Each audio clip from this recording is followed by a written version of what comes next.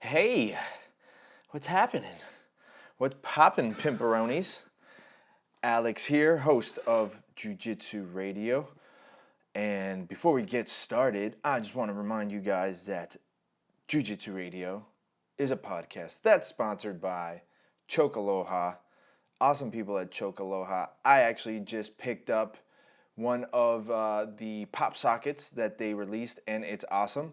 I was never really a fan of the pop socket trend because I didn't understand it, because I guess I'm getting old, until I got hooked up with one of these, and now I'm a lot happier because now my hand doesn't cramp up. I have a giant monkey paw and my hand always cramps up when I pick up my phone, but now it's a lot easier thanks to Choke Aloha. Go to chokealoha.com and use the promo code Jiu-Jitsu Radio and get 20% off your complete order on the store. Get yourself a pop socket, pick up some rash guards, and tell them I sent you because Daddy loves you. Use the promo code Jiu-Jitsu Radio at chokealoha.com and get yourself, actually they have, I think they still have a couple left of the re-release version of one of my favorite tees. It's nice and green and yellow. I think you guys see me post photos up of it all the time. But now you get it at an awesome discount. This podcast is also sponsored by the Jiu-Jitsu Soap Company. Use the promo code JJRadio at jujitsusoapco.com and get 10% off so you guys stop being smelly, especially with the flu epidemic that has been going around the last couple of months. You know, it's not just about staph infection or avoiding any kind of other like skin rash. You also got to take care of yourself. And your skin is the biggest organ in your body, on your body, so take care of it. Get some Jiu-Jitsu soap. Pick up some salve in case you guys get those scratches and stuff like that. Help you heal up a little bit faster. And it's all available at jujitsusoapco.com. Use the promo code JJRadio. I also want to remind everyone to please check out the YouTube channel. Like the videos if you like them, subscribe, and hit the share button. I appreciate all the support you guys have been showing me. I just released a video dissecting a fake jiu-jitsu black belt, and everybody's been loving it. I really have been enjoying the feedback I've been getting from everybody. So I'll be doing a lot more online video content for all of you in the next coming weeks. Also, please, if you like the podcast, hit the subscribe button on iTunes or SoundCloud or Stitcher, whatever it is that you use to check out the podcast. I really appreciate all the support you guys have been giving me. It's really inspiring. You know, there are times where I'm just like, oh man, you know, should I keep doing this or whatever? And then somebody else will reach out to me just out of the blue and complimenting me on the podcast. So you guys are actually inspiring me to keep moving and keep pushing, and I actually have some really cool stuff planned in the next month or so that you guys are really going to enjoy, kind of like a labor of love. With that being said, also please check out my blog, mycosmicjourney.com, if you guys want a one-stop shop on everything that I'm doing to keep up with me. That's the place to do it. mycosmicjourney.com. You'll see photos of fights that I've just photographed or video content that I put out, the latest podcast, and some of my artwork and photo work that you guys can actually purchase for yourself and hang it up in your house, in your office, or at the gym. I have some new jiu-jitsu shirts, roll shirts. I got a couple coming in. I think you guys will like it, so please check out the blog, support the podcast. Like I always say, I don't make any money on this. One day, sure, maybe, but for now, it's just a labor of love, and I love doing this, and I love getting the opportunity to interview everybody that comes on the podcast that really takes the time out of their day to sit down with me. I really, really appreciate it, and that's my phone going off for whatever reason, whoever that is, whatever. This podcast is actually been a couple of months in the making, today's episode that is, and it's a good friend of mine that I have been asking for months to get on the podcast, and it's always been just a bit of a difficult to get the schedule together. He's a busy man, and I've just been running around like crazy, as you guys know, for the past few months, just working nonstop. But a good friend of mine, referee, and a MMA Vale Tudo badass, referee, Jiu-Jitsu black belt, Mike Cardoso. I met Mike working through all the MMA fights that you guys always see me at. And every time we're out there at the fights, we're always joking around, and I always like to hear his feedback on other people refereeing and talking about why he made the call that he makes, you know. And I say it a lot on the podcast, and I'm completely not kissing his ass.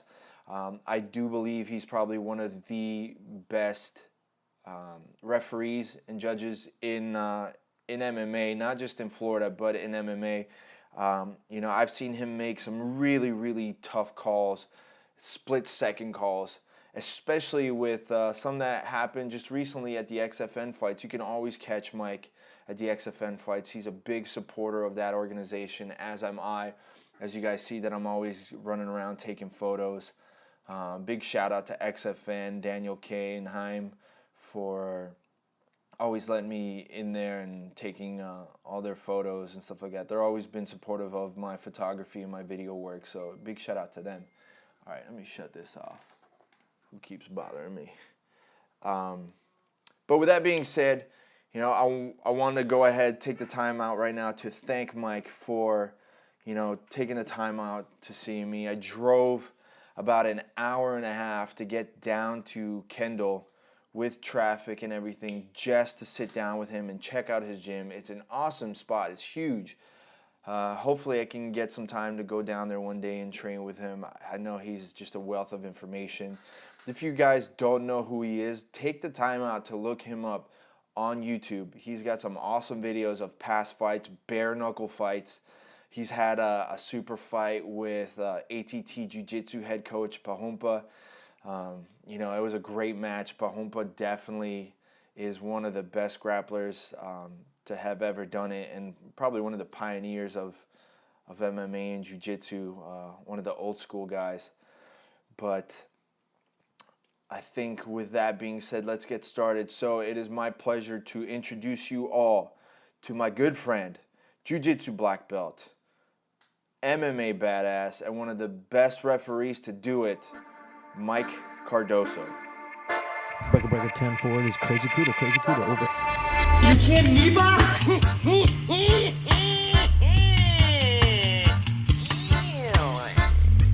Here's the deal. I'm the best there is, plain and simple. I mean, I wake up in the morning, I piss excellence, and nobody can hang with my stuff. Get stealing, woo, wheeling, dealing, limousine right, jet flying, son of a gun, and I'm having a hard time holding these alligators down.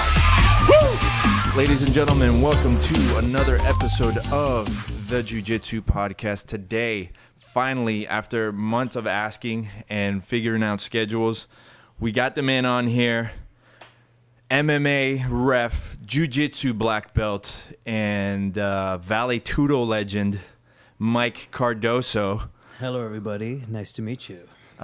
Mike, thanks for finally doing this. I know we talked about doing this for a while. We got the mascot in the house as well. Mascot Boudreaux over here. Here, you can bring the mic up a little bit closer, step up a little more, just so we get you. There we go. You're good. How are you? Good. I'm just excited to do the interview. A little nervous, but it should be good. A little nervous? You know, first time on a podcast, so I'm excited. So you're nervous to do a podcast, but not to judge fights, not to ref fights? No, because I'm very comfortable there, and, you know, I've had a lot of experience. You know? This is my first time. I love the gym. Could finally get to check out the gym. If you guys are ever down in Homestead, stop by Cardoso Jiu-Jitsu. Definitely in Kendall. So in Kendall, all right. Anytime you want to train, you're more than welcome too. Yeah, I gotta come down here and train with you one of these days. So just to get everybody like kind of caught up, because I feel like as much as we all know who you are, I think that there's almost like the the secret James Bond side to you as far as like your background. So kind of like give me a background of like where you got started. Okay, background for me. I was doing traditional martial arts when I was younger, like 13, 14 or so. And then UFC started. Their first event was November 1993. And I thought it was amazing, you know. The hoist crazy with the jiu-jitsu.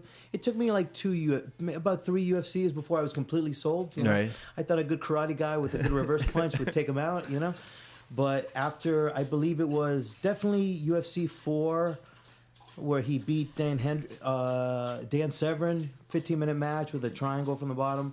It just changed my life, and that's just all I wanted to do was jiu-jitsu. And then years and years later, I mean, it's my life. It's what I enjoy. Changed my life. Like literally your life. It's Yes. everything that you do. Yes. Here, step up a little closer. Don't be afraid of the mic. It's not So- going to punch you. There you go. So from there, I was training, learning. I started competing. I did some MMA fights. At the time, they were the NHB bouts. Did some grappling matches. I've had my school going for about 15 years now. And now I run my school and I officiate bouts for the amateurs, pros, and a number of international bouts as well. You actually, if the record's right, from what I saw on ShareDoc, you had a 7-win. It was like 7-4, but 6 of those were submission. Yes, it should be a number more. Yeah, of that's what I wins. figured. Yeah. Because those bouts were unsanctioned bouts and some scary cards where there's no inspectors, there's no nothing, the rules, you know. Right. You're told ahead of time that by the promoter, if you participate in these events, you could be arrested. It might be shut down. Are you willing to continue? And at the time you're ready to go. Yeah. That's what happens, you know. So a couple of backyard brawls. They were pretty close to backyard brawls. You know, there was headbutts and very little rules, stomping on the ground. Yeah. The unified rules. The word MMA didn't exist yet, so, you know. It's like one of those things. Like I've been to a couple where like if there has to be a couple of lookouts outside of the warehouse. Yeah, I've been there. you gotta too. be a good runner. Yeah, absolutely. So how'd you get started with jiu-jitsu though? Like from watching like the UFC fights, or like were you already training and stuff by then? I was training in traditional martial arts at the time, and I was teaching some kids classes. I was about 17 when the UFC started, give or take, and then I just started doing privates and different classes with whatever instructor was around. And at the time, a lot of those instructors, they couldn't make it.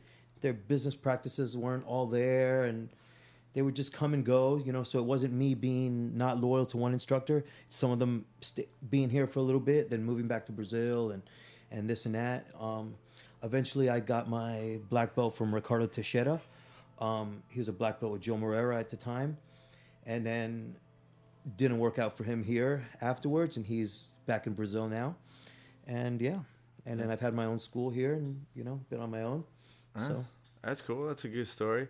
So let me ask you something, just because the last couple of weeks I've been kind of going on a rant about fake black belts. Mm-hmm. Have you ever had anyone come into the school pretending to be a higher belt than they actually were?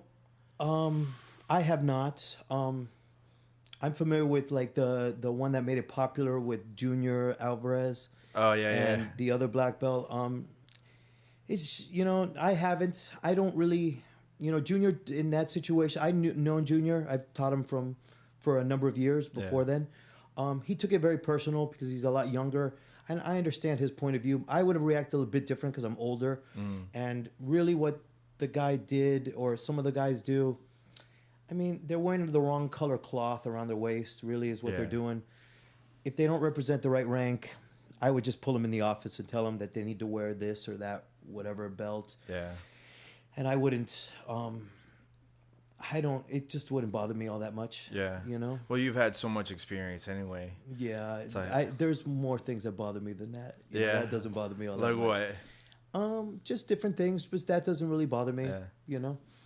Yeah, like I was gonna say, like I'm curious to hear like your pet peeves in the gym. That'd actually be kind of funny. Oh, and the pet peeves in the gym, just guys trying to hurt each other and not making like a community together. Mm-hmm. You know, here should be iron sharpens iron, a good friendship together. You know, like when I used to compete, I was very nervous and anxious and stuff, and and competitions aren't for everyone. Yeah. What I enjoyed about the practices were the group, the room together of everyone. The family building of Exactly. it. And that's what I enjoy, and that's what I try to, build in my gym, and all of the gyms are happening all over the world the same way, and that's what I enjoy. And then guys trying to hurt each other, or trying to be, whatever is what I don't like. That's really the only thing offhand that I don't really Here, like. bring it up just a little bit closer. You can move it. Like, you can move it good. closer. Just, I want to make sure I get all this. I've spent long enough trying to get this happening. Yes. So how'd you get started in reffing? Reffing. It started for the NAGA, the North American Grappling Association, probably 15 years ago. I used to compete for them before as a grappler, and I used to coach and bring my team in. Somehow it came up to where I refereed. And then just one event after another, many, many years later, I was still doing it. Probably like 11 or 12 years afterwards, still on a regular. And over the time, I did a number of different events. And then as far as the MMA refereeing, one of the owner of NAGA one time mentioned in a big group meeting, he goes, well, when I refereed the UFC, and then everyone kind of shut up, and it was like, oh, okay, yeah, I mean, not Name dropping, Name dropping, yeah, not but it was very well done. Everyone was like, whoa, yeah, and then I remember thinking at that point, going, I wonder how you referee the UFC. I want to do that. So then I inquired about it, and the first step was to referee for the amateurs, and I was like, okay, fine. And then I did the amateurs for about 5 years before I was able to get my foot in the door for the pros.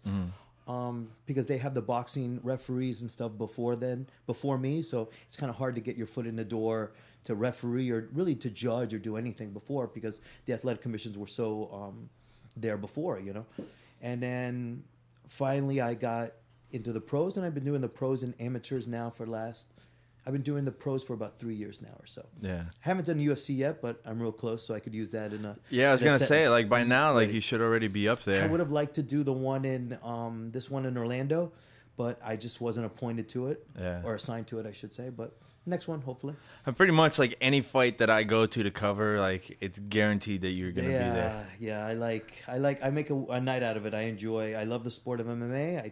I think I'm a good referee from my experience. I know the rules. I know the fighters. I know how to be fair, and I know, that it's an entertainment sport too, and I'm there for the safety of the fighters and to officiate the bouts correctly. I mean, I can definitely say it from experience and from, like, talking to all the fighters. I think you're one of the guys that, like, if they know that you're assigned to their fight, that's not their worry. For sure, they know they're gonna get the right stuff. Because I've never seen anyone really argue with you on a call. I haven't seen that. I mean, I've seen people fight you. Yeah. I saw that one the other day. Yeah, we'll talk about that one in a second. But yeah, I've never seen it. Like, I've never seen you really make a bad call. And for me, on my aspect of it, I think I like you as a ref better because you get in my way a lot less than all the other refs. Yeah. For some reason, I try to not have my big butt in front of the camera. I appreciate that, Mike. Yeah, I appreciate that. That's how I know it's a show. So I try not to stand in one spot. I try to move around a lot to not obstruct anyone's vision. Well, I think it's funny because last time was the first time that I had a ref literally stand in front of me. And he just stood. But he stood there while like the guys kept moving. I'm like, I'm pretty sure. Number one, you're in my way, so that's kind of annoying. You're in somebody's way. Like, and I'm trying to do a job, so that's one thing. But number two, it's like you're not really getting the angle. Yeah. So how are you? He's probably seeing his best angle and focusing on what he's seeing. And that was I had that issue as well. When you referee jiu-jitsu, you just stand there with your arms kind of crossed and you don't move. Look at your time. Yeah. And then, you look at the time or whatever, just focus on the points or whatever. In the MMA, the refereeing is more like the boxing refereeing. If you ever watch the boxing referees, they're just moving all the time. Dancing. They don't stop at all. Yeah. And then that, like, for me, that was very difficult because I prefer to stand still, But I realize I have to move because I'm obstructing someone's point of view, That's what I always thought was crazy. Like, if you do watch some of the boxing refs, especially back in the day, they were just as agile as some of the fighters. Mm-hmm. Like there's so many like highlights you see, like the guy's throwing a wild hook and the ref just like ducks it. That's so scary. And that's what was nuts is like Mills Lane. How old was Mills Lane? Mills Lane's the best, man. And he was still running around with all these guys. Like almost pushing his 80s. He was a judge, and the line, I like his line, and he goes, when he pulls the fighters into the middle, he goes something along the lines of him being fair but firm. Yeah. You know, and he's famous, you know. He was the man. Yeah. I mean, he even had his show. He did the bout with Tyson and Evander Holyfield. Yeah. Where he bit his ear. Yeah. That's one of the most famous, DQs ever. Yeah. I mean, you can't really I can't really think of any times that he might have made like a bad call. No. I mean, there's a couple like boxing refs. You're like, all right, that's kind of. Yeah. You're like. Well, we're talking about refs now, not the judges. Judges is totally different. That's I know totally I can't give my opinions. You're too deep in the industry for me to give my opinions. I don't want to get you in trouble. I mean, I could talk about it. I'm not gonna. I just give my opinions on it. But yeah, I mean, it's a hard job, and mistakes happen as far as officiating. Yeah. They shouldn't happen so much as far as judging, but as far as refereeing, you have a split second between, like, for instance, stopping a fight, between a fighter jumping up mad and angry and the crowd being angry, and a split second them leaving in a stretcher. Yeah. So sometimes it's hard, it's very difficult, and you have to go with your gut and not question yourself, as far as me.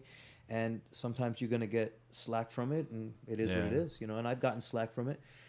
My main issues have been stopping the fights a tad too short. Right. Because I'm not used to a guy getting knocked out, his eyes rolling back in his head like a slot machine, falling to the ground, the next punch hitting him and waking him up. Yeah. And him just being fine. Yeah. I'm not, that's just... It happens. It happens, but, I'm not used to it, So, but I've learned, to let it go a second to make sure, to give him a chance. To give him a chance as much as I can. For his safety. Yeah, I mean, excuse me. That's what I say. Like, I don't think I really recall you ever making like a call where I'm like, really, Mike? Like, you sure about that? I appreciate that. But I mean, there has been some. Like, I remember we did. I want to say it was an XFN card, and it was back at Bahia Mar, where like one kid got knocked out, and he was like out on his feet, but he was still like fighting, but he was out. Okay. And I think I don't remember if that was you reffing it or not, but that was like one of the times where I was like, man, this guy is completely out. Mm-hmm. He's out, but he's still on his feet, and it went on for like another minute, I think. Yeah, I don't know. I don't remember. They all kind of flow into the bouts. I mean, it is what it is. I mean, there's some. Maybe the referee saw something you didn't see. You gotta give his, see. But you also know a lot of these guys. A lot. I do know a lot of these guys. I know a lot of them from when they were just starting out, as far as like competitors in the local grappling scene and stuff like that. I know their coaches from when their coaches were competitors on the local scene, like color belt competitors. And then I've become friends with all of the teams, and they know I'm fair, and I'm very friendly with them, and I hope everyone knows, because I hug the different teams and fist bump with people. They know I'm not biased towards any team. I don't have a horse in the race or anything like that. I don't really care who wins. I just want to make sure it's a great bout, they perform well, and nobody gets taken out in a stretcher. Yeah. At the end of the day, you are kind of protecting people from themselves. Or from their coaches sometimes as well. Yeah, the coaches are definitely can be like out of hand sometimes. Sometimes. Sometimes you got to know when your fighter's had enough, and not to throw him back out for another round. And and I've had that situation before. Did you ref? I don't think it was you that refed it. It was, remember the Rob Turnquist fight against Crawl at Titan, where his arm got twisted up? I did not do that one, no. Yeah, that wasn't you. But what would you have called that? Because I think, do you remember that fight? I remember the fight where he got in the scarf hold with the Americana style armbar. Yeah, he had like a judo armbar almost. Judo armbar, exactly. I mean, I would have called it for a broken arm, The guy was still fighting. He wasn't tapping. He wasn't punching. I've seen the bout many times. The official felt that he was still fighting. I mean, in hindsight, everything's 20/20. Yeah. You know, it might have gone a little bit too long, but for me, I would have stopped it. But Yeah. I wasn't assigned to that bout. So Yeah, it was funny because I remember, I mean, I was the only photographer for that one, and I was getting all the footage about it. And then the next day, I mean, the forums were just lit up, and people were saying all this other stuff. It's like, well, the corner didn't throw in the towel. the corner of it was Roger Crawl's son. Yeah. So he didn't throw the towel on in his own son's fight. Yeah. By the way, the throwing the towel, that doesn't work anymore. Yeah. That doesn't exist anymore. Yeah. Now for them to stop the fight, the corners, they need to go to the inspector that's assigned to them in their corner and tell them that they want to stop the fight, and then they will instruct the referee to stop the fight. Well, I'm glad that you bring that up. I'm not correcting. No, you. I know. I'm just saying it for anyone that's listening. I'm just glad you brought that point up because I'm wondering where was your inspector at the last XFN fight for the last fight. That, you know. Hold on. So wait. So to give everyone a little bit of a backstory of what happened, it was the XFN 19 last weekend, last Friday. It was Thursday, yes. And Mike was refereeing the very last bout. The bout ended in about a minute, right? About a minute or so, yeah. But when you went to stop the fight, it did not stop the way it was supposed to. This is probably my most controversial bout, I would say, up to date. And it's ironic because I was very comfortable going into that bout, feeling very confident, feeling very smooth. I've already had a number of bouts that day, getting very into the flow of it, feeling very confident. And then the one fighter from Wagner's team, I can't think of his name, unfortunately. Right now, I've officiated a few of his bouts. Very wild young man, very good fighter. Did I mention he was a wild one, by the way? Passionate. Yes. Here, step up. I'm gonna move this for you. Yes. He ends up scoring a head kick, and I thought that might have been the end of the fight. He kind of slouches over, but it gets right back up. I jumped in to stop the bout. Then he hit him with a hard cross, and he just dropped. And then I jump in, and then the guy's like a zombie. Again, he just stands right back up. Yeah. The fight was clearly over. There was never any arguments about the bout being over. But he just started punching the other guy. Yeah. And then the other guy started punching back, and now the fight's over. But they're still going. Yeah, and I've had a lot of martial arts experience and training, but I've never had to be in the middle of two trained fighters, stopping them from fighting and trying to protect one that just got double knockout, before. And then the cage, the people that were assigned to the cage, did not open the door. So it was just me and them for what seemed like forever. Yeah, they fighting, definitely. all three of us. It's a little embarrassing. And in their defense, the cage workers, I've explained to them very clearly, do not stop, do not open the door until I say open the door. And then that's kind of what happened. So then everybody's trying to get in, judges, inspectors, refereeing, everyone, and they weren't able to. So it's just that's that why happened. I thought it was super shocking. I definitely saw it in your face. You're like, what the hell is going on? Yes. At one point, even I sat up and yelled, somebody go in there and help him. Yes. Because I don't think you did your job. And granted, for them, it's really kind of at that point they're so heated, they're so like adrenaline up. So it's. And he's got to protect himself because he did knock him down. The other dude, I guess he just got too. He probably got upset with the way that the guy was talking to him, so he shot right back up, even though he was knocked out. So I think it was more like a heat of the passion thing. Because I remember the first thing I said to you afterwards was I'm surprised you didn't disqualify him for that. I thought about it quickly, but it wasn't the right decision because one, the bout was already waved off by me, and then for me to turn around and disqualify him after such a dominant victory would have been inappropriate, I felt, I spoke to him afterwards. I mean, he claims that the guy punched him first. I mean, I see that, but I also know that he had to have known that the guy was knocked out, Yeah. So I know where he should have backed off. All he needed to do was back off. I was in the middle of them. Yeah.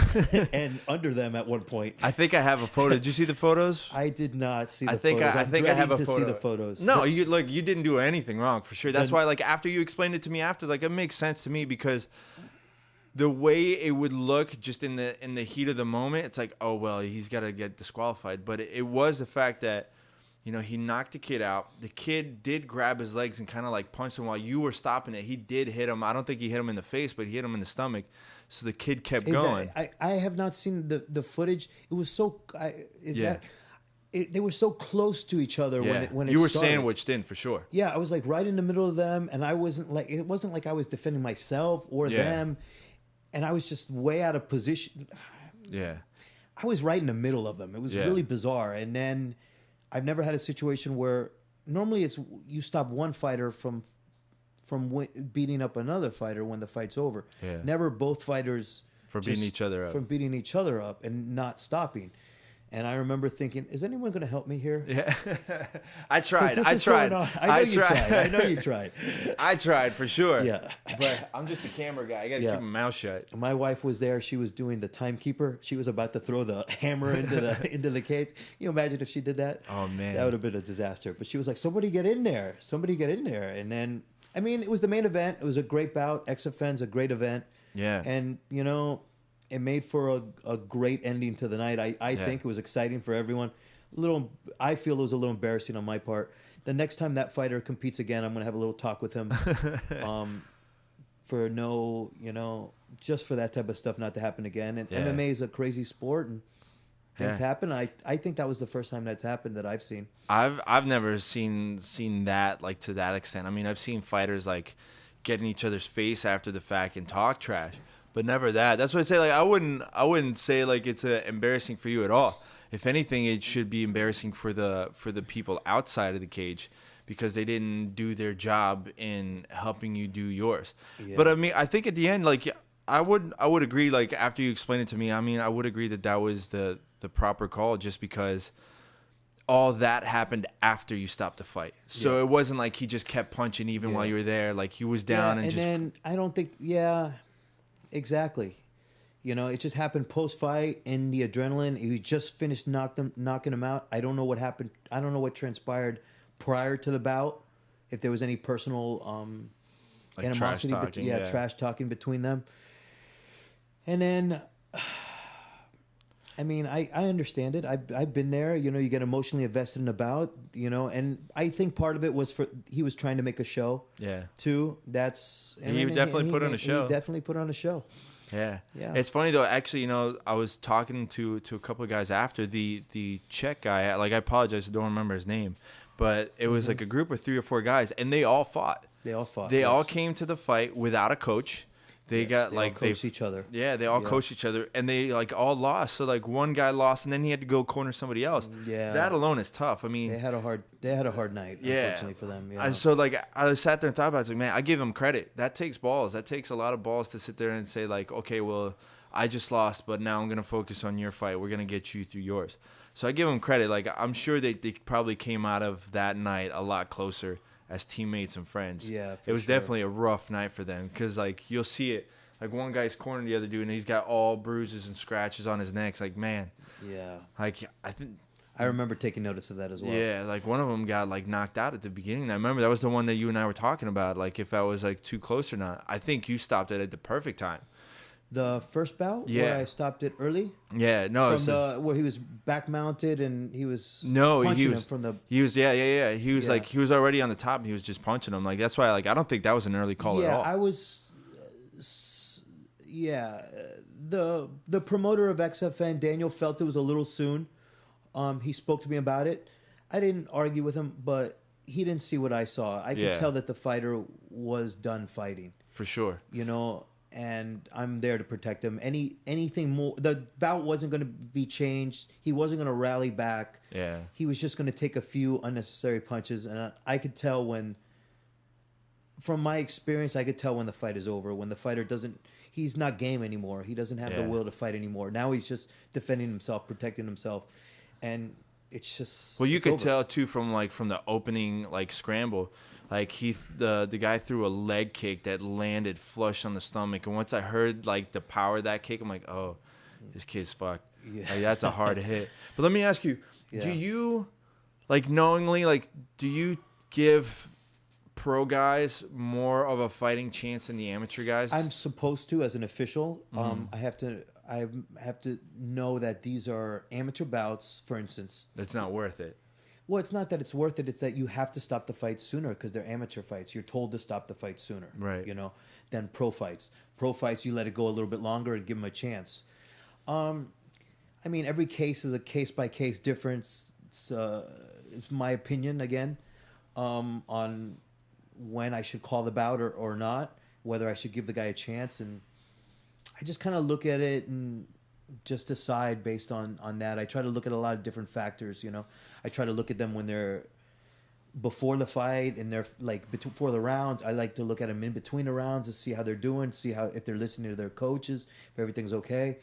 And I just decide it's a split-second call when, you know, I'd rather err on the side of caution and stop a bout here or there too soon than let it go too long and the guy, you know, get really hurt. So do you ever go back like in your mind and think of like your fights and like this guy cut me off way too soon? No, I never think about that. No. Yeah? No. I feel like you're lying to me here a little bit. No, I was thinking about it when you spoke about it. I go, no, it just never occurred to me. Yeah. You know? No, I'm just there in the moment, just seeing what's going on and looking. Yeah, that's my funny. dog snoring That's funny. right now. No, don't worry, you're good. Just calling the bouts the way I see them. You know what I'm saying? Yeah. And fairly. You know, I feel I don't have any bias, and I feel. You know, I love MMA. I love the sport. I like to be involved be the third man in the cage. It's the best seat in the house. And that's it. Yeah. Yeah, I think I have like the fourth best seat. I think I get well, well, if I have the third best seat, yeah, you do have the fourth seat because you circle around to take pictures as well. Yeah, I'm always there. Like I have to get in there. But you're not at one spot. You're moving around. Yeah, a I bit. try. Yeah, I so try to move around as much as I better. can. Sometimes Yeah. it's not doable, but I try to. And I think it's funny because sometimes I have the worst seat in the house. When they get pushed up in the cage, they're right in my face. You can't like, see anything. well, I can't see anything, and then like I literally have like just people's butts in my face, and then I have to be careful. There's been tons of times where guys get hit, and I just get sprayed with blood. Like that's the tough part. Yeah, that's the tough one. Yeah, so you always like if you catch me in between rounds, you'll always see me like looking down and making sure it's not on my camera, it's not on me. Yeah. That's just out of my own paranoia. Yeah. But that's part of the sport, unfortunately. it happens. It definitely happens. But I mean, I've also seen some funny stuff just happen in the cage from my angle. Like I think you reffed Shorty Torres against Frank when he lost his tooth. I did not do that bout, actually, but I was cage side, and for anyone that did not see the bout, they were in.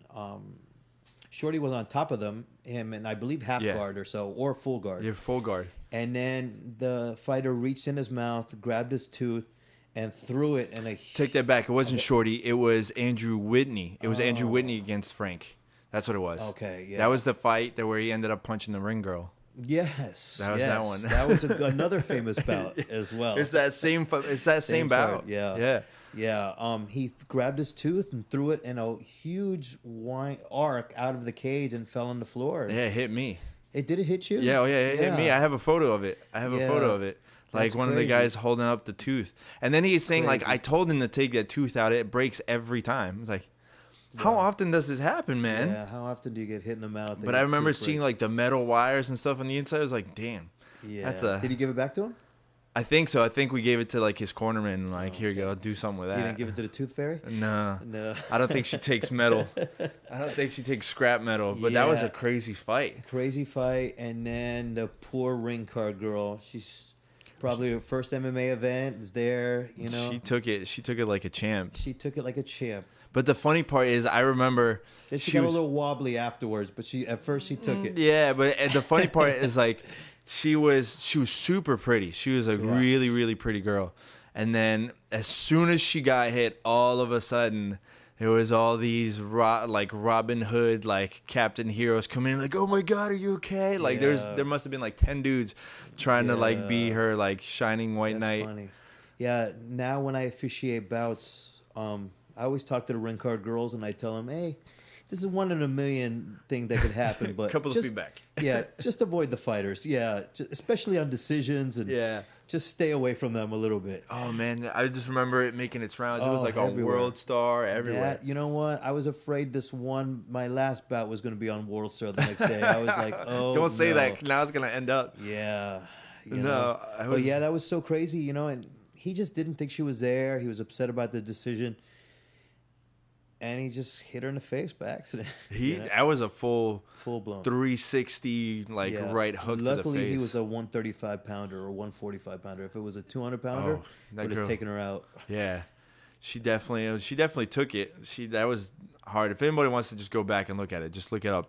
Like ring girl gets punched in the face, and it'll pop right up. Fighter punches ring girl in the face on Google. It's pretty. There's no other one. It's the only one. So. How much is really left for you to get into officiating UFC? It's just whenever the next UFC is. I'm only it kind of works by state, so I need to wait for the next one in Florida to happen. You know, which hopefully is the next one. I'd like to. You know, they had they used from Florida George Alonso and I can't think of his name right now. It's on the tip of my tongue, from Northern Florida. Andy Glenn, which are both very good referees, very experienced referees. Andy Glenn and Alonso have been refereeing for years and years. So, do you feel that it should be a requirement for refs to have fought or at least train? They need to have experience before they step in the cage. Yes, fight not necessarily. But experience somehow in the sport, you know, so they just know, you know. But I mean, I'm not just one to say they have to fight, because that's you know, do they have to have fought before the judge? You know, I mean, I don't know, you know. I mean, they just need to have experience and know the rules. And but do you feel that the best judges sure. are the ones that have that past experience of actually competing?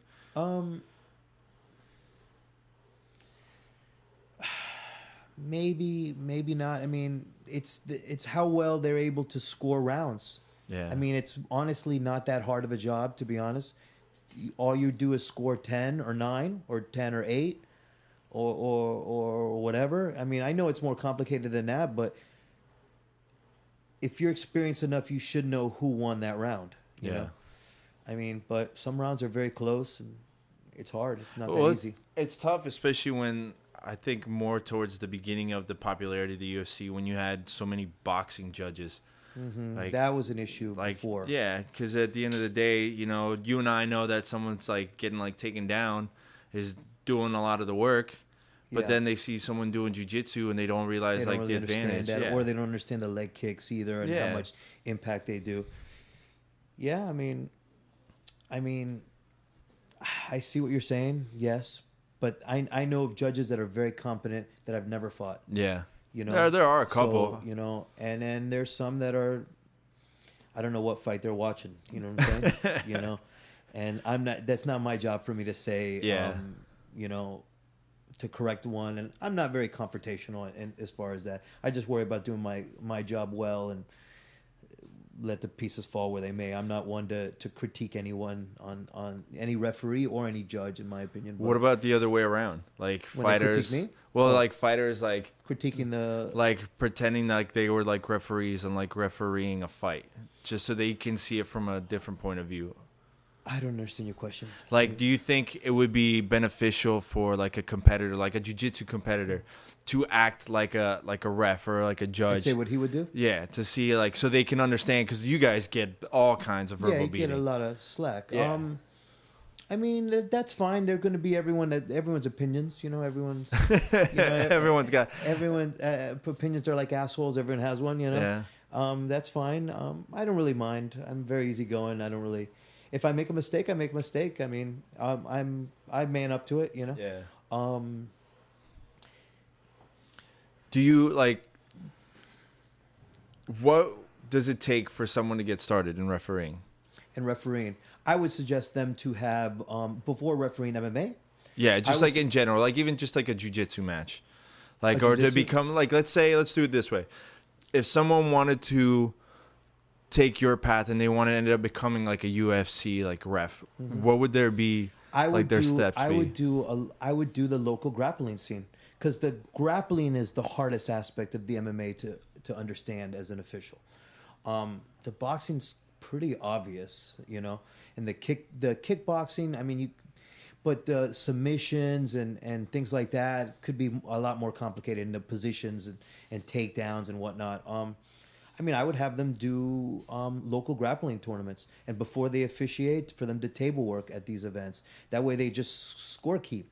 So that way, they watch the referee and know how his procedures on when to stop bouts, when to score, when to do this, how to deal with penalties, and so forth, and get a lot of experience from doing that, and eventually do a bout or two where you're shadowing a more experienced referee. So if there's an error on your part, the referee could just wave it back and say that the actual score was what or another, and then eventually either do that and or kickboxing or boxing at the same time, or both. I don't have much experience doing boxing bouts just because it was something that never interested me, or kickboxing bouts. I've done a few amateur ones, but not at an extent. Yeah. And then just move up to doing amateur bouts. So is that something where like you go through a whole almost like a job application kind of thing, or how does that work? No, you could apply for a local grappling team. A local grappling circuit. Any of the. But I mean an actual like sanction like for MMA? like say if you wanted to be part of like the Florida State Athletic Commission. You have to apply for a license online. And then they give you a license saying that you're a professional referee. I'm going to show you mine. There's mine. Yeah. So it's like a kind of like a driver's license type. Saying you're a sanctioned referee, and then you officiate bouts and see how you go. But say I could just go and apply. I don't need to have like any kind of like pass. It's whether you get approved or not. Right. You have to have you have to show your experience. And whatnot. Yeah. That's crazy. I just want to make sure that like they can't just like give them away for like everybody. It's hard. Not you. And I'm not saying you. No. It's hard to get for the professionals. It's very difficult to get your foot in the door. For me, it took me about 5 years to do it. Yeah. And then I had experience. But you were putting in the work too. Yeah, I was doing a lot to try to get in and everything. I did a lot to get in. I put like a resume and stuff like that of different ranks. I'm showing you some of the he's got like this. He's got like a portfolio notebook binder of everything. Like one of America's top referees. I like the Naga shirt. That's old school. That's my favorite one. Kip Kohler. It's a Kip Kohler signature series. So. Jiu-Jitsu. Those are some traditional martial arts. That's my application for. That was my pretty much application when I spoke to the commissioner. Pembroke Pines Judo Club. Yeah, see for sure. Check out the old school photos. I like these. So there's like some old school photos of Mike doing what he yells at other people not to do. Right. Jumping on the fence after the fight. Right. That's funny. You could jump, and for fighters, you could jump on a cage after the decision is called. Okay? Don't do it before the decision is called. Wow. Please tell me you're going to post this photo. I haven't, but that's old school. There's a photo Him and I competed on the same card one time in one of the ADCC events many years ago, probably 2001 or so. We had the same locker room, and we were slamming Korn and Tool music. Yeah. And he was in the same locker room, and I was like, "Is this bothering you? You know, because we could turn it down if it's bothering you." And he's like, "No, I like it. I like it." It was probably 2005, actually. Well, the funny part is, it's you with Marcelo Garcia, Marcelo with like curly hair. So I'm sure he's going to miss like that if I showed that. But if you look in the background, Laborio, you got him a little cut off, but there's Laborio in the background. That's so crazy. And then it's funny too, because I was telling you about it. I was looking at your highlights, and then I found the super fight you had with Pahumpa. Pahumpa, yes. So is Yeah, that... I competed with him earlier on in ATT's development when they were just got put together. Yeah. And it was our team against their team. My team was the Freestyle Fighting Academy at the time. Theirs was just newly formed ATT. Yeah. And we had, I believe, 2 bouts. I lost both of them on points, I believe. Yeah. It was just a little too much for me at the time. You know, great competitor, good guy. You know, very good coach. You know. Would you ever want to run it back? No, because I'm too heavy now. I could never make a weight class for him again. I don't cut weight anymore. Yeah. You know. That'd be cool though if you guys did like a little exhibition match. Oh, is that who I think it is? Yes, that's the man with the plan, Elian Big E. Oh man, Elian is actually one another. Like he's a very, very good referee. Yeah. I mean, not referee, a judge. And I remember watching fights with him. I've known him for 20 some years. Wow. And I remember being at his house watching like Trinidad fight, De La Hoya years ago, and him and way before ever thinking about judging or refereeing fights, and him being like, "Yo, doggy, De La Hoya won round 6, 7, and 8, doggy," you know, and then being like, not really caring, you know, and him scoring it. He's like, "Yo, doggy, the score should be 112, 105." You know, and him knowing all of the whatever. I don't even know. I can't add past round 5. You know what I'm saying? Yeah. But somehow he knows all 12 rounds. You know, all of the scoring, and then I just remember him being right on a lot of those scores at the time and being like, "Wow." And then years later, he's officiating bouts, you know, for amateurs, pros, and him and I do some international bouts in Aruba and in the Dominican Republic as well. Good guy, funny guy. He rubs people the wrong way sometimes. Well, he's very honest. Yeah, he's a very honest person. That's so what it does. is. He reffed like I think 1 or 2 of my jiu-jitsu bouts like early on in like in the new breed stuff, and he was always fair. Yeah, he was always fair. I never had like any problem with him. I think it's some of the other guys. Like I know that when I see them, like, oh man, please don't be judging like my fight. Yeah, please. you know, I appreciate when fighters come up to me and say that to me, especially before the bout.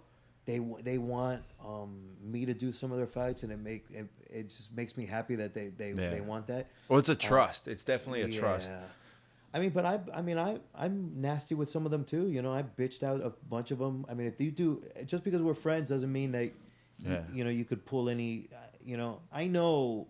Come up to them. I know for every rule, there's people trying to fuck the rule. Yeah. And I'm looking for that, you know, the whole time, and I'll call you out on it, you know. And then you know. Yeah, well, that's why I say like you've definitely been like one of the more fair guys that I've seen. Like, I mean, I've seen you be super lenient on certain guys, and then like as far as like when they're making mistakes, it's like grabbing the fence type. Yeah, like the grabbing the fence type. Like, that's what you mean, right? Yeah. I'm very lenient on the grabbing the fence because I'm not a huge fan of the 10-point must system. Yeah. I don't think it's the best way to score bouts, at least MMA bouts. I don't have an answer of what the best way is, but I don't think that is the best way. And I feel taking a point away in a 3-round bout is huge, you know, for grabbing the fence when sometimes you grab the fence instinctually and there's no advantage of it. Yeah. You know? So, I mean, I've been critiqued on that one before because I'm not a referee that likes to take points away usually. It has to be a severe infraction to where it, especially one that hurts the other opponent. By just grabbing and holding the guy against the fence is not enough for me to take a point away. Like they still ended up getting pulled up on the fence. I mean, if they stop 1 takedown, maybe if they stop 2, then it's different if they were like holding while the other person's like yanking them away. They're literally in the air and he's just holding on. But now, do you feel that's enough to take a point away then? I think for me, obviously, I'm not the ref here. I think I'm also an asshole. So I'd be like, you get 1 warning if it happens again, and be like super quick. Like you guys, like some people are like that when it comes to like to the nut shots. Other people are like, okay, that was an accident. Like, okay, get the warning, but the second time, just do it. Yeah. But then I'm super like strict on it. Then again, I've never actually reffed anything, so like I don't see it a million times like you do. Yeah. That's why, like, remember I was asking you the other day with, like, the Hector Lombard fight at the UFC. It's like, why is that not, like, a point? And then he got DQ'd for it. Yeah. So it's like... That situation with, I believe the referee's name is Mark Smith. Okay. I've watched the fight numerous times. That one. I mean, Hector was in the middle of a combination. He just got kicked. He got kicked when the buzzer went off. And he threw the 1-2 from a southpaw stance and clocked him. Well, you and I both know that was already pre-programmed in his head like 5 seconds before. Like, it's not like he heard the buzzer, oh, that's down, like 1-2. Maybe he didn't hear the buzzer. Exactly. Yeah. That's what I'm saying. Like, I get, like, that's the rule. But I think at the end of the day, like, CB Dalloway was going to lose anyway. But it sucks that Hector got, like, disqualified. I think that's, like, the fine line that, like... It comes, well... Like, how would you have called that? Now, okay. My only again, everything in hind. I'm not one to critique a referee because we all make mistakes, and just like the fighters make mistakes and get knocked out, the referee could make a mistake. How would you call that fight then? Okay, one thing is when he calls time, he needs to dart in with his arms stretched out to stop things like that, which he did not do that. He was like 5 feet away. Because it's scary, Hector Lombard. If he would have hit him, I mean, he would have definitely knocked me out, you know. So that's dangerous, you know. But that's what he has to do. He has to come in with his arms stretched out in between them to stop any more blows. Not saying time is just not enough. Now, once he got hit, then the buzzer already rang, so there's no calling time. Now it's whether CB Dalloway can continue or not. He had up to 5 minutes to continue, I believe. I think so. And if he cannot continue, which he was deemed that he couldn't continue, now this is where the call comes in. It's the referee's call whether he felt it was intentional or unintentional. Okay? And from what I understand, he discussed it with other commission members, whether they felt and it was intentional or unintentional. If it was unintentional, it would have been called a no contest. Excuse me, because it was at the end of the first round. There's no scorecard to go to or anything like that. If he felt it was intentional, it was disqualification. The final call was he felt it was intentional, DQ. I would be leaning more towards unintentional and no contest. Yeah. I would definitely agree with that because in the heat of the moment, it looked like, he totally did that on purpose. Yeah. But then I think maybe the old Hector Lombard would have been like an intentional thing. But I think from meeting the guy a bunch of times, I don't think that was intentional at all. Mm-hmm. I think the way that I see it is in his mind, he was already throwing that combination. Yes. It was already planned in his head just 1-2. 1-2. Just 1-2, it's there. And then the moment came up, the switch flipped. It's that's when you throw it. And he caught him perfect. And then they're saying that Dalloway relaxed. I don't think that's on him, though. That's on him. Until you literally get split, you can't. Yeah. I had that happen to me at a New Breed. The lights went out during the middle, the last maybe minute of the match. The lights went out. Yeah. So we just kept going. We just kept going. Fine. Buzzer stopped, and the guy just double leg speared me right in. Obviously, I'm heated. He gets heated. Mm-hmm. We almost get into a fist fight. But at the end of it, nothing. The ref didn't disqualify us anyway or whatever. Okay. But there was no points for that takedown or anything. Yeah. No. Okay. So it's okay. I get it. I made the mistake that I got heated. I apologize to the guy. But it's I should have still been ready to stop. I just stopped because I heard the buzzer. Not everyone's going to sit there and be as aware in this moment as I am or vice versa. So I get it. I definitely think it could have gone to a no contest. I think that would have been the best call. But look at how they had, remember how Paul Harris was just victimized on that. I think he definitely did hold stuff too long. I think so. I mean, it was over and over again. Yeah. And it wasn't just one time is one thing. But over and over, I mean, I don't think he's really all there, to be honest. Yeah. And I think when he gets into combat state there. His adrenaline and everything is so high that he's just not there. He's just on fight or flight mode and just fighting. And unfortunately, it's very dangerous for the sport, and especially one of the most dangerous. He is the most dangerous leg locker in MMA, and using the most dangerous submission there is in MMA. Not good. Not good. And he should be fined, penalized, disqualified. And is he even still fighting anymore? I don't think he so. was, I believe.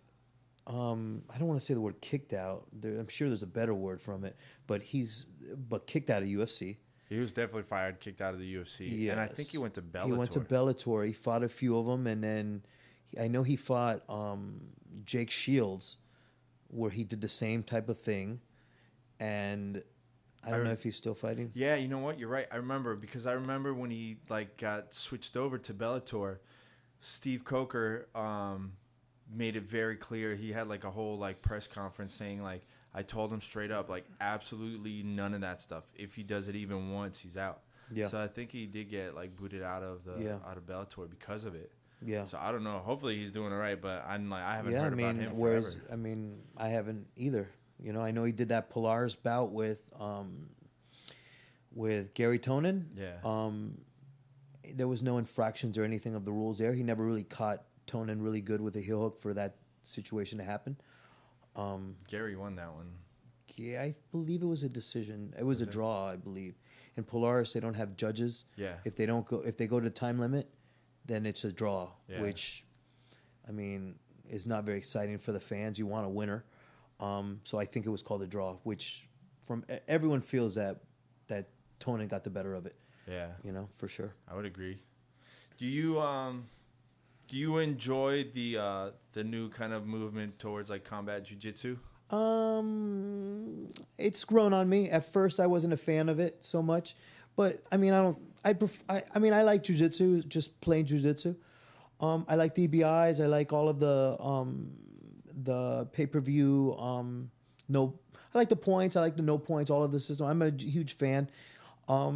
The combat jiu-jitsu is interesting. It opens up different submissions. It's a step up from straight grappling to MMA, or from MMA step down to striking. It's interesting. It makes for some fun bouts.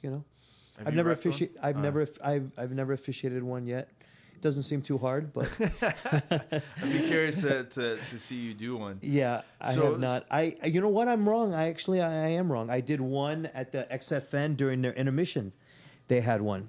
This past one? Yes. That was you, right? That was me. I did do one. But there wasn't any really slaps. I think there was a few little slaps, but there was not. They were trying to jiu-jitsu. There was a few little slaps, but it wasn't a lot. Yeah. And then there wasn't any of the starting from spider web or from the back afterwards. Yeah. That's what I'm not so familiar with as far as the rules, because I haven't officiated one just yet. Yeah, it's weird the way that they do it. It's kind of like you decide who goes first. Is it a coin toss, or is it I saw one that they did paper, rock, scissors. Yeah, I think that they just kind of decided the way that they want to decide it, and then it comes down to you pick the position.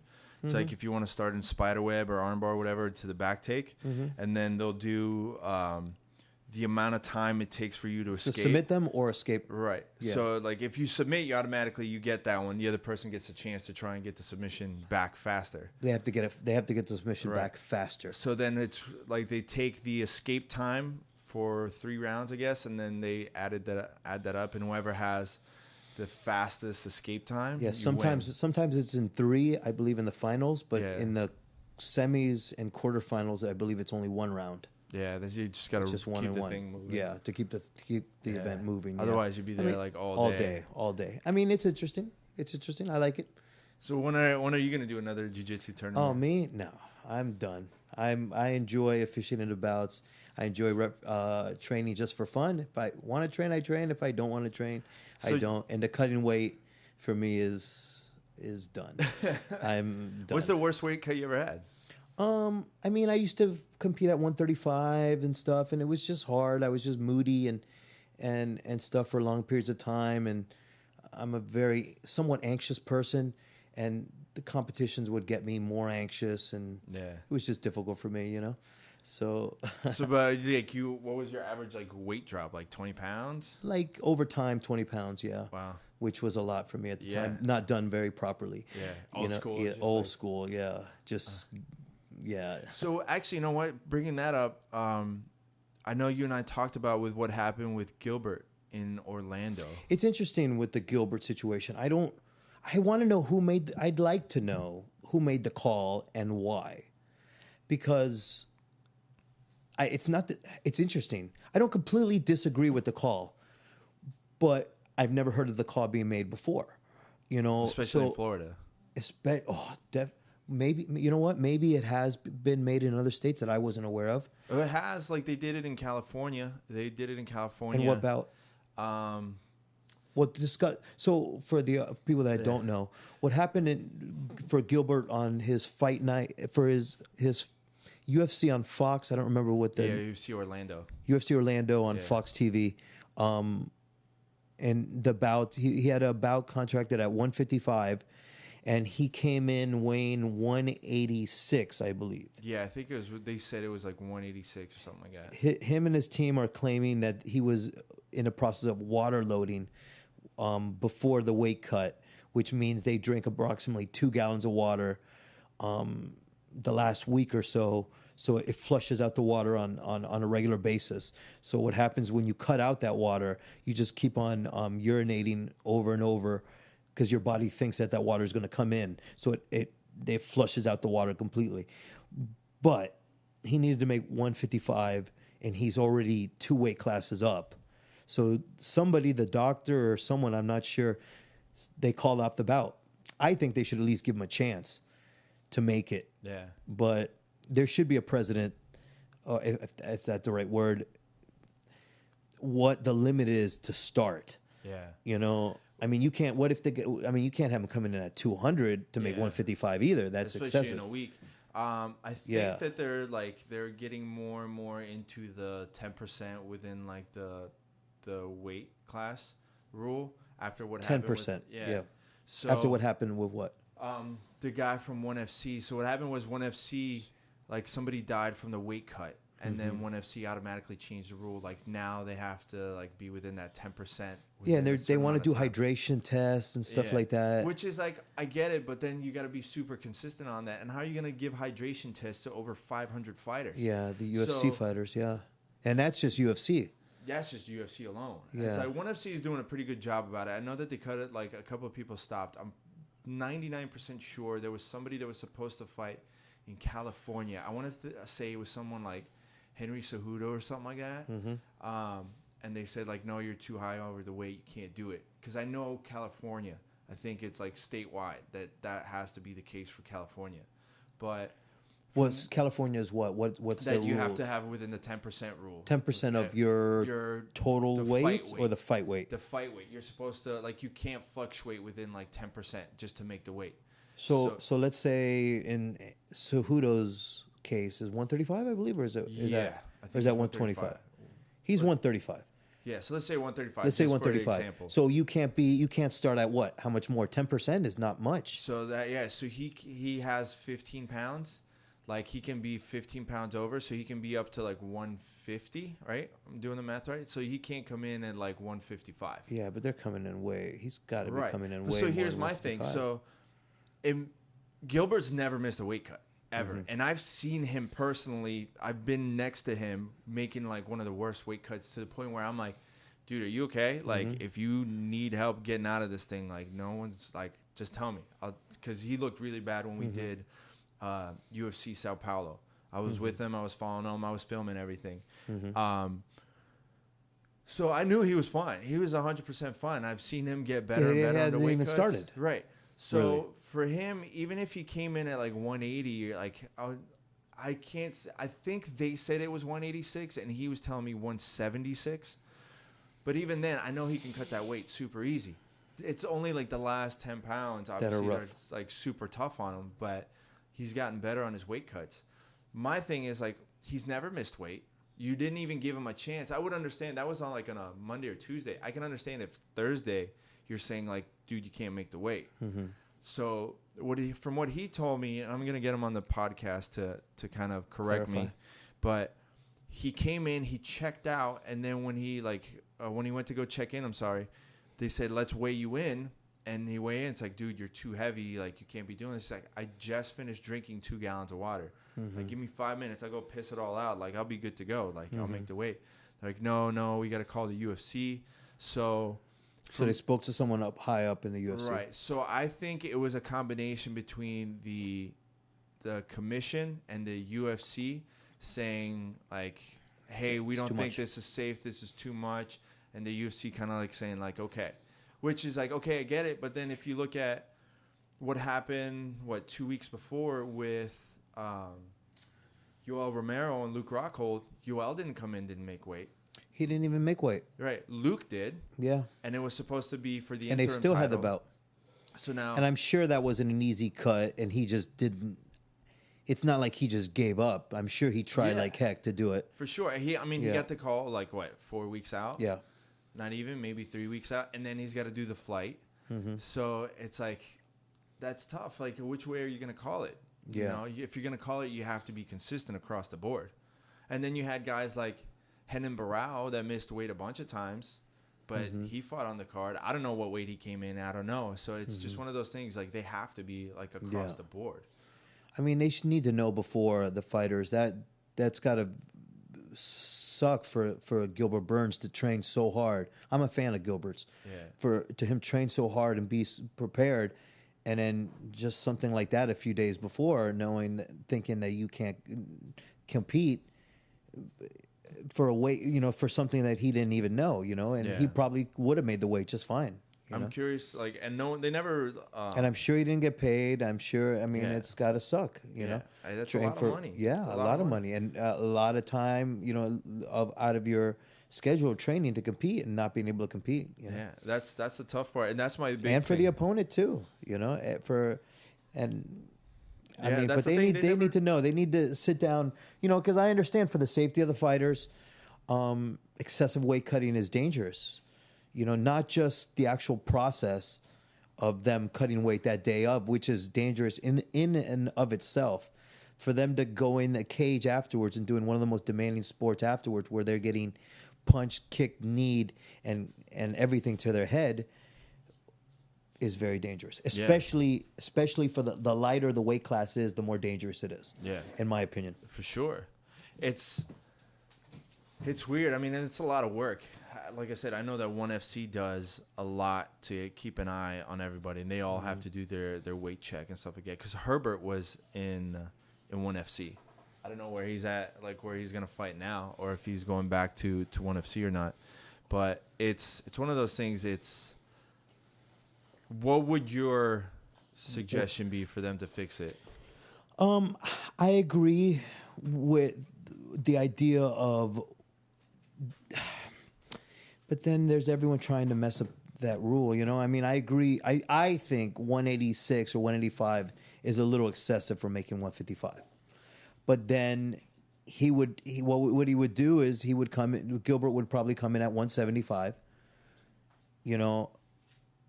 and then make the weight, I guess, but he would probably still be weighing 185. Just whenever he was checked, he would be 185. But, I mean, it's hard to say. And the hydration tests seem very complicated to do 500 UFC fighters internationally, plus all of the other amateur and all the other pro fighters it'd be very difficult to do. You know? I mean, it's hard to say, but they need to do something because the weight cutting is excessive and it's dangerous. And how many other deaths do we don't need anymore? Yeah. And that's one of the main factors of the deaths in MMA is the excessive weight cutting. Yeah. And fighting right afterwards. Well, especially in the last couple of years, I think you see it more. It's happened I want to say 3 times, 4 times in the last 4 or 5 years, compared to the last 20. You think the weight cutting is happening more now? Yeah, I mean, I think more and more. Then it's also the level of MMA too. There's higher. More competitors and more excessive weight cutting as well. Because you're right. I think we're both right in that. Yeah. There's more competitors, more events, more fighters. The sport is bigger, and there's probably more weight cutting, like you're saying, as and well. more. I think it's also more people. It's gotten so competitive that You need to more weight people. Yeah, more people are willing to take any Risks. advantage, any risks that Yeah. necessary. You need to. Yeah, To compete at a high level, you need to cut weight. especially with the money. It's like if you're fighting for that money, it's like, okay, well, I can fight at 185, my natural walk around weight, and I'd be No way. You wouldn't okay. you would not be competitive. Yeah. You need to drop to 155 to be at the elite level. Like I'm 6'4", 205, and I'm just obviously I don't have any muscle. But if I sat there and I trained like competitively, I would be the guy going down to 185 with muscle. Like there's no way that someone that's Not 5'8", 205. 5'10", going to like I wouldn't fight 205. Yeah. That's Mike Tyson weight. I'm good. Yeah. I don't need that. Like there's no way I could sit there and I've joked around with Vulcan. And we'll sit there grapple and like this guy goes and fights in at 205. No, Yeah. I'm good. Too much. Yeah. Too big. Yeah. I remember one time back at Jocko and the Black Zillions, my jiu-jitsu instructor, George, like I was taking a break from training Nogi. He's like, oh, Alex, come here. And he was training with Matt Mitrione. And he's like, Matt, this was when Matt was training for the Stefan Struve fight. He's like, just get like Matt in a half guard. I want you to just hold as tight as you can because he's got to work on something that I'm showing him. I was like, yeah, sure. Yeah. This man sprawled. And I knew he was just kind of like, he wasn't like kicking really hard. Yeah. If I was really, really holding on for dear life, he would have just ripped my arm out. Yeah. Straight out of the socket. It's like, no, I'm good. No, I'm not. Yeah. No way. That's why there's weight classes. Yeah. Yeah. It's like, It's no rough. way. And I mean, granted, he was probably like 250, 245 at the time. Even then, no, I'm not playing with that. Yeah, he's a giant guy. That's why there's the weight classes. And, I mean, but you just don't want people to getting hurt trying to make the weight classes, Yeah. Maybe the answer is more weight classes, Do you think that but would people At still? some point. I think it's going to happen. You just don't want him every 3 or 4 pounds like in boxing. Yeah. To where you don't know who. There's so many champions that it takes away the prestige of being champion. Yeah. Well, then there's going to be like 3 weight division champions instead of like 2 because someone can go within that 15-pound like weight limit. That's true. That's That's also. the tough part. Yeah. I mean, I think 15 pounds is a lot between weight classes. 10 should be seems ideal for me. That would make sense. Yeah, every 10 pounds, every 140, 150, 160, or 175, 165, 155. It would be more doable in men's than women's because the women's divisions are tough enough as it is to have like 25, 35, 45. Well, I mean, the women, I disagree. The women right now have 135, 115. They're adding 110, and they have the 145. It would be they're like adding the lower. 115. Yeah. So they do have it now. Yeah. Yeah. So now what they would add? They would add the atom weight, which is the 105. Yeah. And then 155, and then that would make it. Right now they have in UFC they have 4 weight classes for women. They have 4, I think. They have the 145. Oh, geez, scared the hell Sorry out of me. about that. No, you're good. It scared the hell out of me. They have the 145 pound championship. 135. They have 145, which is Cyborg's the champion. They have 135, which is Amanda Nunes is the champion. Mm-hmm. They have 115, which is Rose Namajunas Yeah. is the champion. And now they're making the 125, I believe. Yeah. That some of the fighters are going to be fighting in. And yeah, so they have the 4. Well, I think they're bringing the girl that just fought Cyborg into that one because I think she was the champion at that weight class. She was the champion at 135, which was Yeah. a terrible bout, I must say. It was the main It event. was so bad. She just didn't belong in there with Cyborg. I don't know why that fight was made or what. It was just a mismatch. I think they were like just hurting for the card, and they needed someone to save the card because they were talking about scrapping it. Yeah, the fight to make is the Amanda Nunes versus Cyborg. I don't agree. want to see Amanda Nunes versus Raquel Pennington. Yeah. I know she's the next. I don't know if she's the number 1 contender, but she's next in line for the 135 pound title. But the bout everyone wants to see is the Cyborg versus Amanda. Oh yeah, don't worry about the dog. Nunes. Yeah, it's all good. But no, I agree. Here, I'll pause it. No worries. Ooh. Hold on.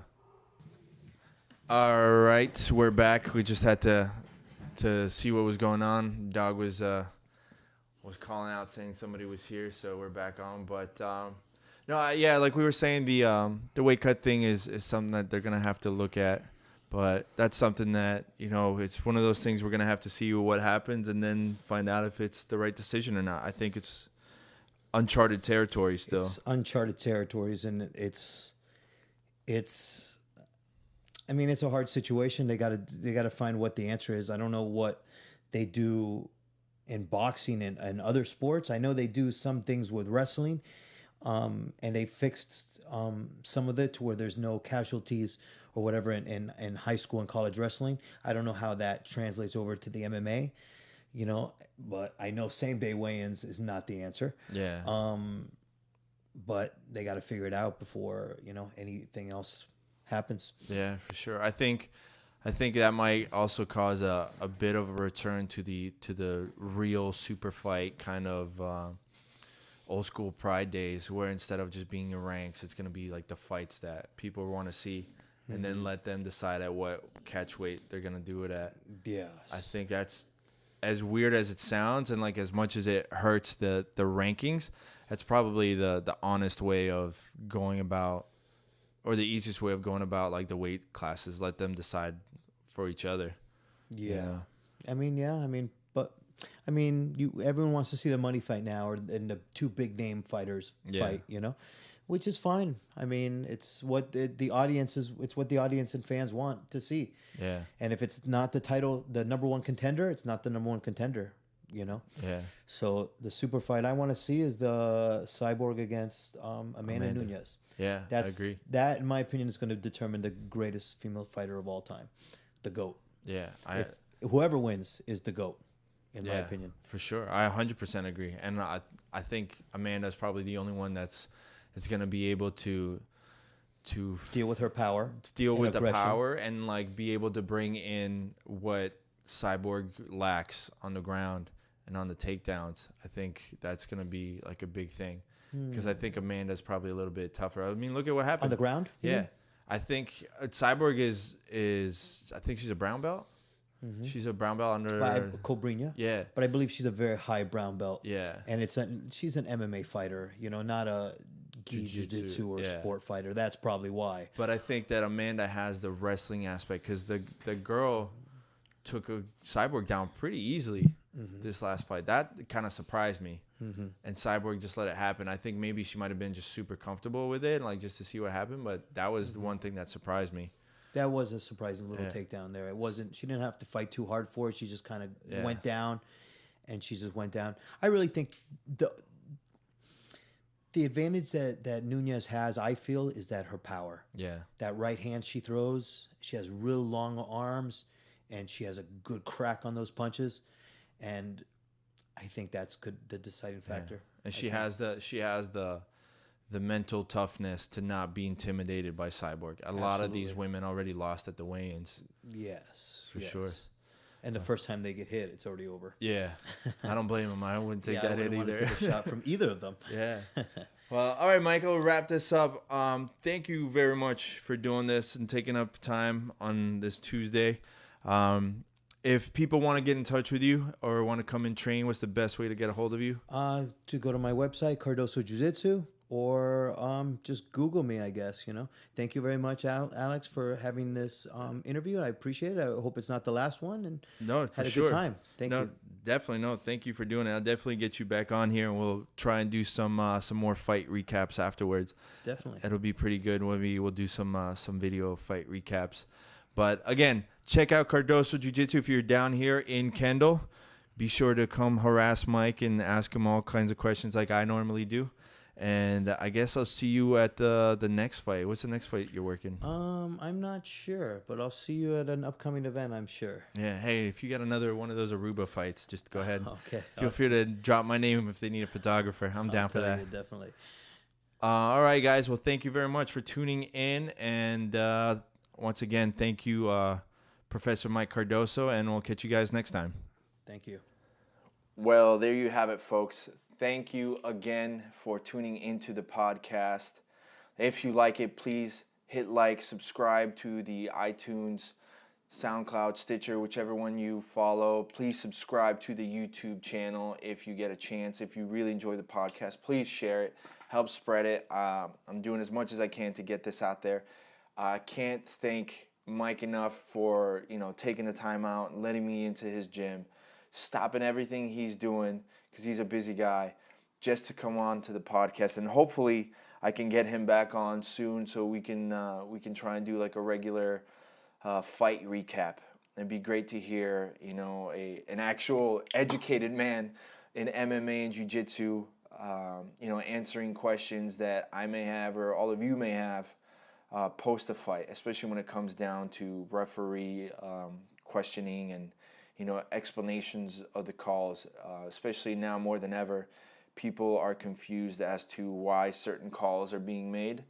So it's always great to have a knowledgeable and experienced referee explain it, so you just don't think you're the guy at the bar that knows everything. So thank you again to Mike. I consider him a good friend, and he's always a blast to hang around with. We always joke around a lot. So hopefully we can get him back on the podcast soon. Also, don't forget to please check out these sponsors for the podcast. Chokaloha. Go to chokaloha.com. Use the promo code Jiu-Jitsu Radio. Get 20% off your full order. Pick up one of the brand new pop sockets. I love mine, and I was a stickler and completely against this whole pop socket craze when it first started until I got one of these, and I'm in freaking love with it. I guess I got to stop being the old cranky guy and just go with it, and I love it, and I can't thank Chokaloha enough for all the support that they have given me ever since I started a podcast. And same with Jiu-Jitsu Soap Company. Go to jujitsusoapco.com. Use the promo code JJRadio and get 10% your entire order. Pick up one of their bath bombs. Those sell out super quick. Check out the McDojo Mango Bar. That's my favorite. I actually got to put in another order pretty soon. Stay nice and fresh. Also, please check out my blog, mycosmicjourney.com. There you can find everything and stay up to date on everything that's going on in my world, whether it's jiu-jitsu matches or MMA fights or the latest podcast or whatever YouTube craziness I got going on. And I've also started online game streaming, so hopefully I can get some fighters to come on there, play some video games with me and BS. And you guys are always welcome to follow me on Twitch. Check out the YouTube channel. Thank you all for tuning in, and please, just if you like it, share it, subscribe, and I will see you guys on the next episode of Jiu-Jitsu Radio.